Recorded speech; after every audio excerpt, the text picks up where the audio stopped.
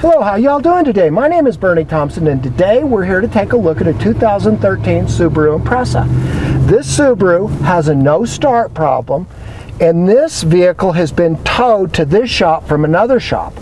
The first shop that looked at it has diagnosed the computer and they have it all exposed.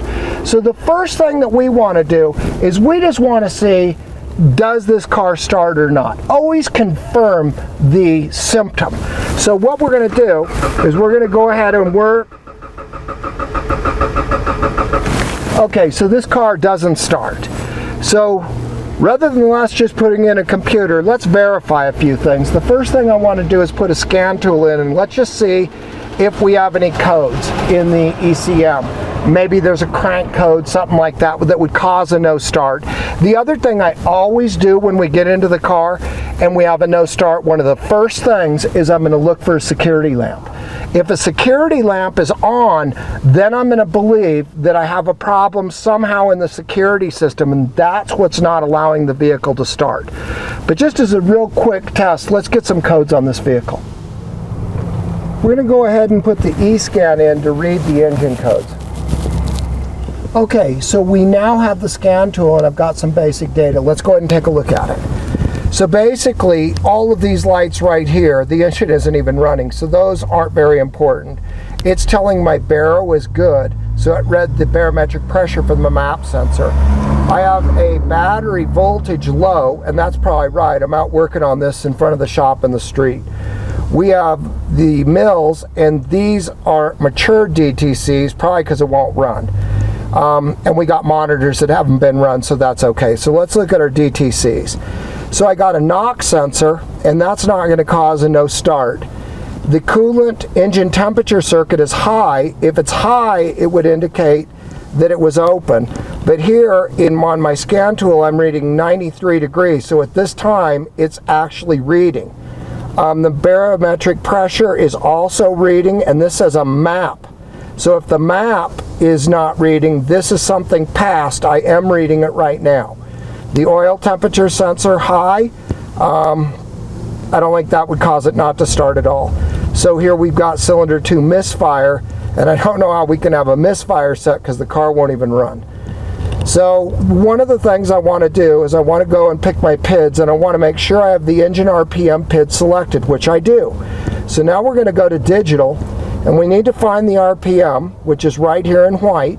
And on some cars, not all cars, some of them when I crank the car, if I have a crank sensor, I'll get an RPM reading there.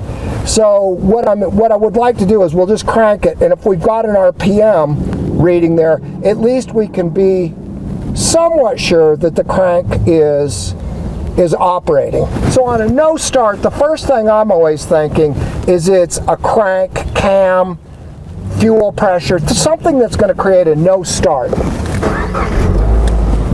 Oh wow, okay, so that actually started up. So we're running and it started. So let's try that again. I was expecting that to just show me RPM.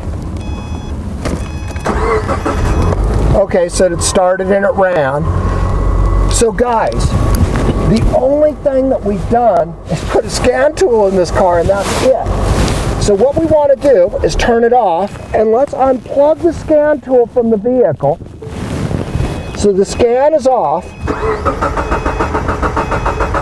and now we have a no start condition. So there's only a couple of possibilities here.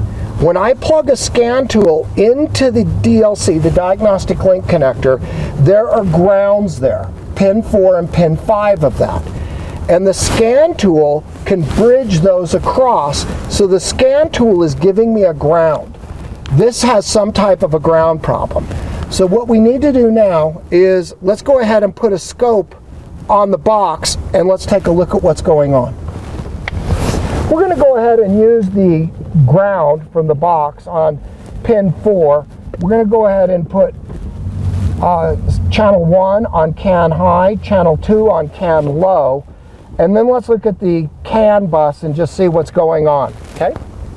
Okay, So now we want to get the scope up. We want to move out of the scan tool and go to the scope, so we'll do that. So here's the scope. So we're just going to go to measure and deep record, and we're going to go ahead and start recording the data. And then we're going to give it a crank. Okay, so right here, let's take a look at this. We can see where we have a voltage problem because the voltage during the starter inrush, this is the starter cranking, we had a big inrush. Let's get the zoom window and let's come out and take a look at this, and we can see the zoom. Now look at our CAN bus breaking down here. Do you see how the CAN is going up and down? Well, we're supposed to hold a steady level here in the recessive bit, or the bias voltage.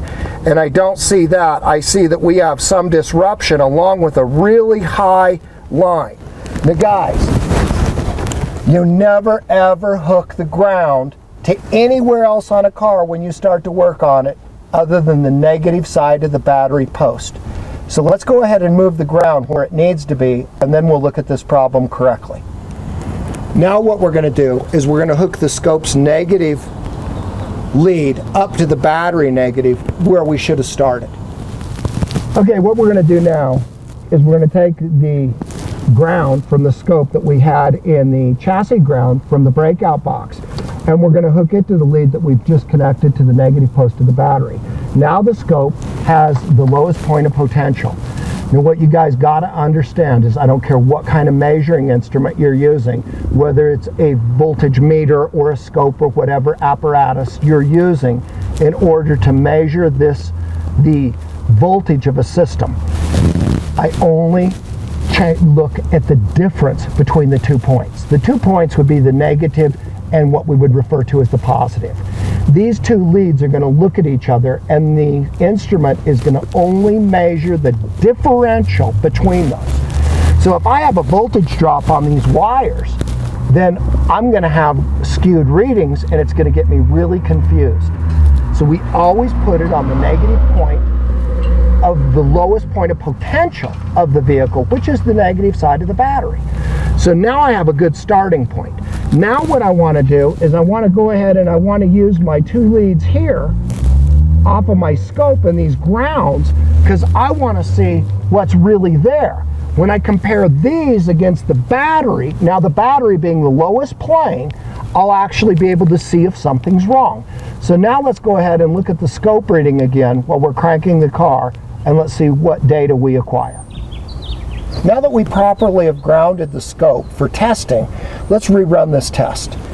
So here's the data that we had before, and we can see these turning on and turning off, and it looks like the CAN is having a problem, but really this is a voltage drop problem. So what we want to do is we want to go ahead and we want to crank it now. We're going to stop that so we can go in and look at the data. Now, one of the first things that we want to do is we're going to just zoom in here. Notice that the pull up during the starter inrush is way less on the CAN bus. And those pulling up and down motions that were in the CAN, those are gone. That's a voltage drop. Now what that is incurring is right here, this is my ground. Now notice that's the ground, that's pin 4. But do you see how we have over 6.5 volts riding on that? This has a bad ground. Now these turning on and off is the engine trying to run, and these are the cycles. So to show you what I'm talking about, we're going to take the cursor and we're going to mark these out. And now we can mark this. We have the firing order for this engine. We're going to go ahead and mark it. And we can see that this is where each cylinder is trying to start. Well, now my CAN bus looks good. I have a little bit of elevation on this line, but nothing like the 6.5, 7 volts that I have up here. Well, the reason that this car isn't starting is I have a voltage drop problem. I don't have this engine properly grounded. So what we're going to need to do is take a look at where this wire goes and what's happening on this engine. The shop that brought this to this shop, they've put another engine. It's from a junkyard. And then they tried to get it started, and then I guess they diagnosed it and they replaced the computer, or they think the computer's bad. We're not thinking anything. We're going to use the data to properly diagnose the system. So what we need to do now is bring up a wiring diagram so we know where that's grounded.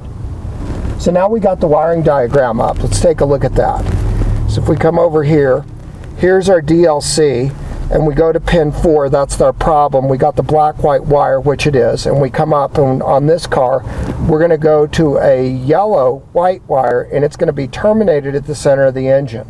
So what we need to do is we need to go out and let's look under the engine and try to find the location of this wire so we can figure out why we don't have a ground. Okay, so we've located, this is the engine, and this is a used engine that they put into this vehicle. And we can see right here where this connector is, and the engine harness comes up to the main harness here. They've also left some brackets and stuff loose. But this harness that comes into the motor is a different harness than what was on this engine originally. So really, we could wire it and we can ground it. I'm going to show you. But what we really need to do, or they're going to need to do, is they're going to need to take the harness off of the engine that was in this vehicle and change it. Because I've seen a couple of problems with these where people swap these motors and the year and so on might be a little different. The harnesses are actually different. And I've had some really crazy EGR codes and so on these cars.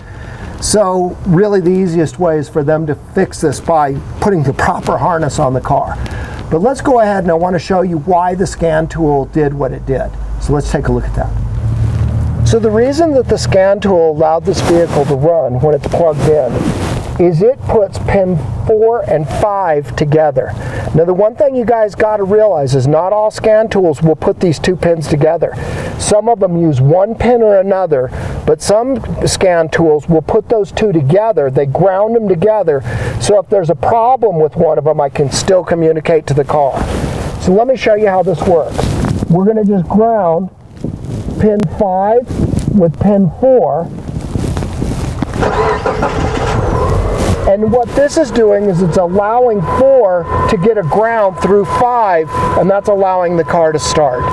So really this was a really simple diagnostics.